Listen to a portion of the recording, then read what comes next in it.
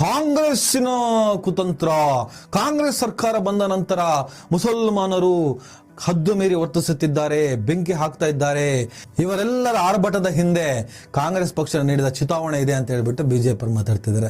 ಏನ್ ಕಾಂಗ್ರೆಸ್ನವರು ಇವ್ರನ್ನೆಲ್ಲ ಕರೆದ್ಬಿಟ್ಟು, ನೋಡಪ್ಪ ಈಗ ನಾಗಮಂಗಲದಲ್ಲಿ ಗಜಪಡೆ ಯುವಕ ಸಂಘ ಅಂತ ಹೇಳ್ಬಿಟ್ಟು ಅವರು ಗಣೇಶನ ಇಟ್ಕೊಂಡು ಪ್ರೊಸೆಷನ್ ಬರ್ತಿದ್ದಾರೆ, ಮೆರವಣಿಗೆ ಬರ್ತಾರೆ. ಮಸೀದಿ ಮುಂದೆ ನಾವು ಅವ್ರಿಗೆ ಹೇಳಿದ್ದೀವಿ, ನೀವು ಅಲ್ಲಿ ಪೊಲೀಸರು ಹೇಳಿದ್ರೂ ಕೂಡ ಅಲ್ಲಿಂದ ಕದಲ್ಬೇಡಿ, ಅವರನ್ನ ಪ್ರಚೋದಿಸಿ ಜೈ ಶ್ರೀರಾಮ್ ಅಂತ ಕೂಗಿ ದೊಡ್ಡ ಮಟ್ಟದಲ್ಲಿ ಕೂಗಿ ಒಟ್ಟಿನಲ್ಲಿ ಮುಸಲ್ಮಾನರ ಮಸೀದಿಯ ಮುಂದೆ ನಿಮ್ಮ ಆವೇಶ, ಆರ್ಭಟ, ಆಕ್ರೋಶಗಳು ಮುಗಿಲು ಮುಟ್ಟಬೇಕು. ಹಾಗಾಗಿ ಸಹಜವಾಗಿ ಅಲ್ಲಿ ಮುಸಲ್ಮಾನರು ಒಂದಿಷ್ಟು ಜನ ನಾವು ರೆಡಿ ಮಾಡಿಟ್ಟಿರ್ತೀವಿ. ಯಾರೋ ಕಾಂಗ್ರೆಸ್ ಸರ್ಕಾರ ಹೇಳೋದು 150, 200, 300 ಜನ ನಾವು ರೆಡಿ ಮಾಡಿ ಇಟ್ಟಿದ್ದೀವಿ. ಅವ್ರಿಗೆ ನಾವು ಹೇಳ್ತೀವಿ, ನೀವು ಅವರು ಕೂಗ್ತಿದ್ದಂಗೆ ನೀವು ಹೋಗ್ಬಿಟ್ಟು ಗಲಾಟೆ ಮಾಡಿ, ನಿಮ್ಮ ಜೊತೆ ನಾವಿದ್ದೀವಿ ಹಾಗಂತ ಏನಾದರೂ ಮೀಟಿಂಗ್ ಕರೆದ್ಬಿಟ್ಟು ಅವ್ರಿಗೇನಾದರೂ ಅಗ್ರಿಮೆಂಟ್ ಮಾಡಿಕೊಟ್ಟಿದ್ದಾರೆ ಕಾಂಗ್ರೆಸ್ ಪಕ್ಷ ಬಂದ ಕೂಡಲೇ ಮುಸಲ್ಮಾನರ ಆರ್ಭಟ ಹೆಚ್ಚಾಗತ್ತೆ? ನೋ ಸ್ವಾಮಿ. ಬಿಜೆಪಿ ಪಕ್ಷ ಇದ್ದಾಗ ಹಿಂದೂ ಮುಸಲ್ಮಾನರ ನಡುವೆ ಹೆಚ್ಚಿನ ಸಂಘರ್ಷವನ್ನು ನೀವು ಏರ್ಪಡಿಸ್ತೀರಿ. ಹಿಂದೂ ಮುಸಲ್ಮಾನರ ನಡುವೆ ಖಂದಕವನ್ನು ನಿರ್ಮಿಸ್ತೀರಿ. ಎರಡು ಧರ್ಮಗಳ ನಡುವೆ ಸಂಘರ್ಷವನ್ನು ಏರ್ಪಡಿಸಿ ಆ ಮೂಲಕ ರಾಜಕೀಯವನ್ನು ಮಾಡೋರು ನೀವು. ಪರಸ್ಪರ ಎರಡು ಧರ್ಮಗಳನ್ನ ಕಚ್ಚಾಟಕ್ಕಿಟ್ಟು ಅದರಿಂದ ಬೇಡ ಬೇಯಿಸ್ಕೊಳ್ಳೋರು ನೀವು. ಕಾಂಗ್ರೆಸ್ ಪಕ್ಷ ಬಂದ್ಬಿಟ್ಟು ಆ ಕೆಲಸವನ್ನು ಮಾಡಲ್ಲ. ನಾವೆಲ್ಲರೂ ಒಂದು, ಸರ್ವರಿಗೆ ಸಮಪಾಲು ಸಮಬಾಳು, ವಿ ಆರ್ ಸೆಕ್ಯುಲರ್, ನಾವು ಜಾತ್ಯತೀತರು, ನಾವೆಲ್ಲರೂ ಒಂದು, ಎಲ್ಲರೂ ಒಂದೇ ತರ ನೋಡಬೇಕು ಅಂತ ಹೊರಡ್ತಾರೆ. ಮಿಸ್ಯೂಸ್ ಮತ್ತೆ ಡಿಸ್ಅಡ್ವಾಂಟೇಜ್ ಮಾಡ್ಕೊಳ್ಳುವಂತ ಕತೆ ಬೇರೆ.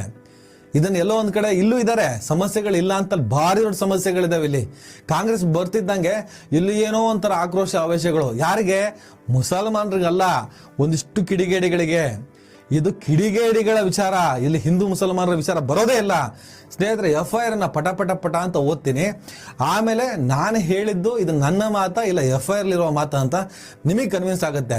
ಆದರೆ ರಾಜಕಾರಣಿಗಳು ಉರಿಯ ಬೆಂಕಿಗೆ ತುಪ್ಪ ಅಲ್ಲ ಪೆಟ್ರೋಲ್ ಸುರಿಯೋ ಕೆಲಸ ಮಾಡಕ್ ಹೋಗ್ಬೇಡಿ. ಸಾಧ್ಯ ಅದೇ ಆರಿಸಿ, ಇಲ್ಲ ಬಾಯಿ ಮುಚ್ಕೊಂಡು ಕುತ್ಕೊಳ್ಳಿ. ಎಲ್ಲೆಲ್ಲ ಇರ್ತೀರಾ, ಏನದ ರಷ್ಟಿ ಹಿಡ್ದಿರ್ತೀರಾ, ತುಕ್ಕಿ ಹಿಡ್ದಂಗೆ ಇರ್ತೀರಾ, ಎಲ್ಲೋ ಮೂಲೆಯಲ್ಲಿ ಓಡಾಡಕ್ ಆಗಲ್ಲ, ಬಂದ್ಬಿಡ್ತೀರಾ ಇಮ್ಮಿಡಿಯೇಟ್ ಆಗಿ. ನಾಗಮಂಗಲದಲ್ಲಿ ಏನ್ ಆಗ್ಬಾರ್ದ್ರಿ ಇವೆಲ್ಲ ದೇಶದ ಪ್ರಗತಿಗೆ ಮಾರಕ. ಇವೆಲ್ಲ ಆಗ್ಬಾರ್ದಿದು. ಯಾವನೇ ಆಗ್ಲಿ, ಯಾವ ಧರ್ಮಕ್ಕಾದ್ರೂ ಸೇರ್ಲಿ, ಆ ಕಿಡಿಗೇಡಿ ನಡಮುರಿರಿ. ಕಾನೂನಿನ ಪ್ರಕಾರವಾಗಿ ಏನೆಲ್ಲ ಆಗ್ಬೇಕು ಅದನ್ನೆಲ್ಲ ಮಾಡ್ಬಿಡಿ. ಮತ್ಯಾವತ್ತೂ ಕೂಡ ಕಲ್ಲು ಹಿಡಿಬಾರ್ದು, ಮತ್ಯಾವತ್ತೂ ಕೂಡ ಲಾಂಗು ಮಚ್ಚು ಕೋಲ್ ಹಿಡಿಬಾರ್ದು.